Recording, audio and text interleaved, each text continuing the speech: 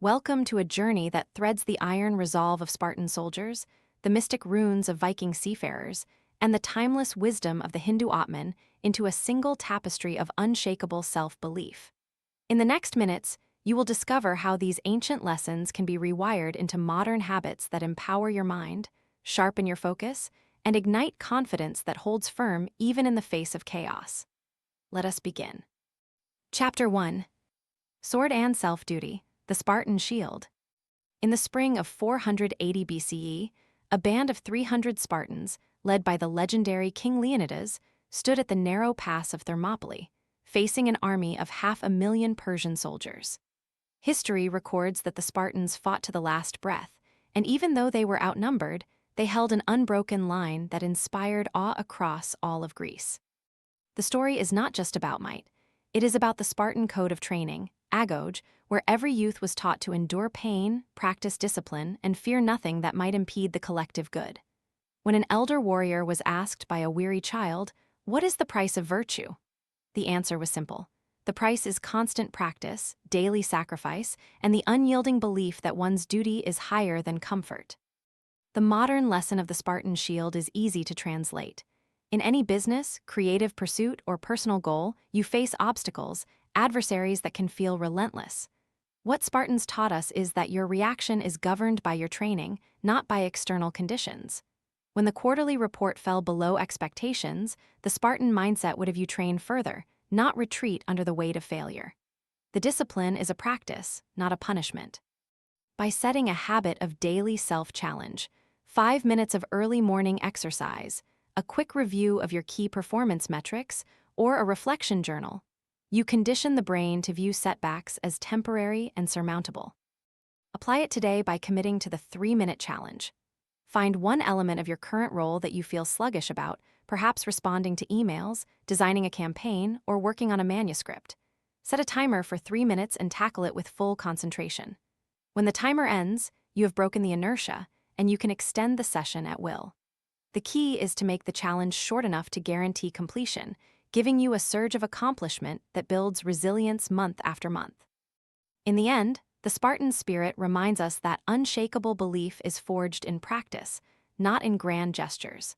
Your mind learns how to endure when it is consistently exposed to manageable hardships, transforming uncertainty into an opportunity for growth. Like, share, and subscribe or follow for more timeless tactics that shape unstoppable confidence. Reflective question: what is one small, daily practice you can start that will reinforce your resilience against the challenges you face today? Chapter 2. Runes of Courage, the Viking Protections of the Sea. Half a century after the Greeks built their marble temples, a fierce people began carving indelible marks into wood and stone, the Viking runes. Each rune carried a specific vibration, a symbol for bravery, protection, or guidance. According to Icelandic sagas, a young berserker named Eric would often carve a rune of halt, a symbol for steadfastness, into his sword before a raid, and the runes were believed to imbue him with the unbreakable will to do what was required regardless of peril. Beyond their mystical aspects, Viking runes serve a practical psychology lesson: visualization of intent. In times of war, a vision of safety and success was essential. When a Viking clan prepared for a long expedition, they would gather at a bonfire, and each member would write on a piece of parchment a personal rune of purpose. They then read aloud, repeating the chant, creating a shared mental contract that each would not fail. We can translate this into the modern world with the concept of goal scripts. Instead of vague intentions, we write a concise statement that visualizes outcome and the behavior needed to achieve it. Imagine a project that seems daunting, say launching a new product. Rather than saying, "I want to launch it," right? "I will launch the product by next Tuesday, and I will complete the final design by Friday." Next, repeat this script each morning, allowed to anchor the subconscious into a fixed intention, akin to a Viking rune inscribed on bronze.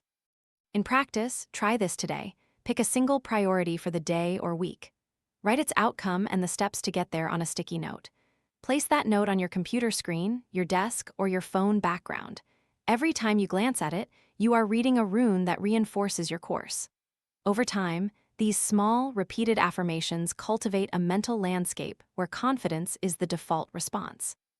Thus, the Viking runes teach us that self-belief is not merely personal, but shared, a collective contract. When we vocalize our intention, we create psychological momentum that propels us forward. Like, share, and subscribe or follow for more insights bridging history and daily success. Reflective question. How can you script a personal rune of intention today that you will revisit multiple times throughout the day? Chapter 3. Atman, the immortal mind behind the ego. In the Bhagavad Gita, the battlefield of Kurukshetra mirrors the inner war fought by every human, a debate between duty and desire, between action and inaction. Arjuna, a warrior prince, stands overwhelmed. He is terrified not of the swords in his hand, but of the loss that killing his own relatives will cause. Lord Krishna, his charioteer, delivers a powerful lesson.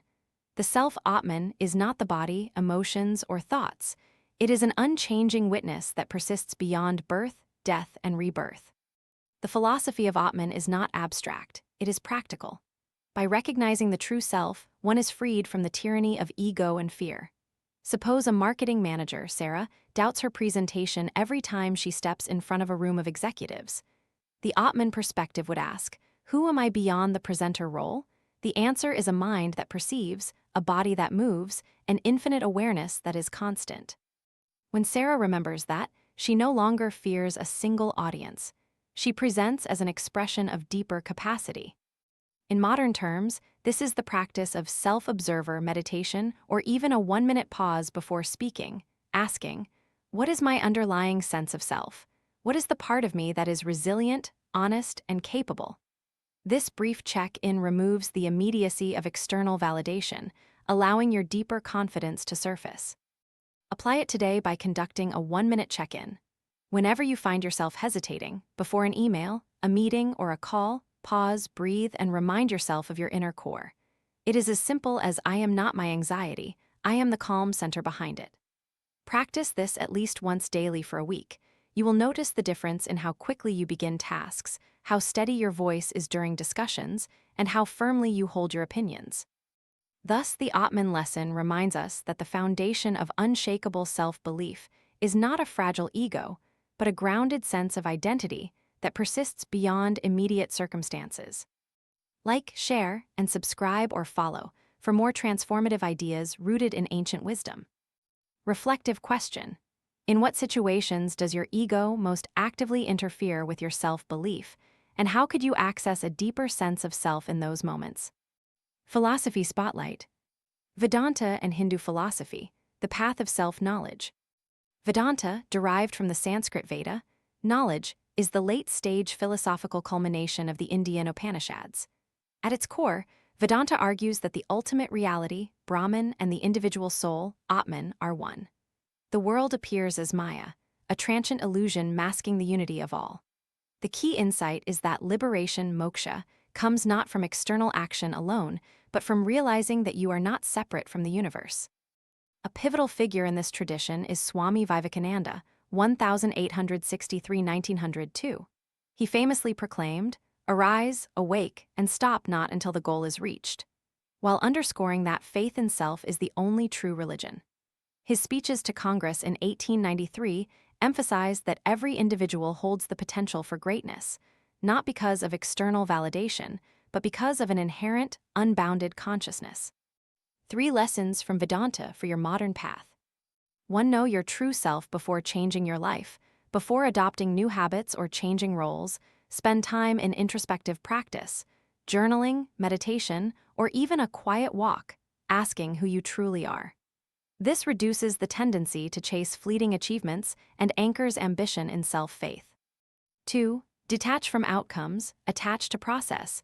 The illusion of success often ties self-worth to results. Vedanta reminds us that true power lies in the steady practice, regardless of outcome. By embracing this detachment, you mitigate the fear of failure, enabling bold, creative action. 3. Cultivate universal compassion. If you recognize that the Atman is shared with all, the egoistic barrier dissolves. This perspective increases empathy, broadens collaboration, and fortifies your network of support, key contributors to unshakable confidence. These lessons echo the overarching theme. By rewiring your mind through discipline, Spartan, intention, Viking, and self-knowledge, Hindu Atman, you achieve a robust, adaptable faith in yourself that remains untouched by external turbulence. Chapter 4. Rewriting Mind MAPS, the Neo-Egyptian Way. Across the deserts of Egypt, the ancient Book of the Dead was more than a guide for the afterlife. It was a map for mind, a method of rewriting the soul's narrative by repeatedly affirming protective charms, names of deities, and personal intentions. When a scribe carved a mantra praising the god Horus, he believed it would shield his soul against the pharaoh's curse. Modern psychology echoes this practice, cognitive reframing.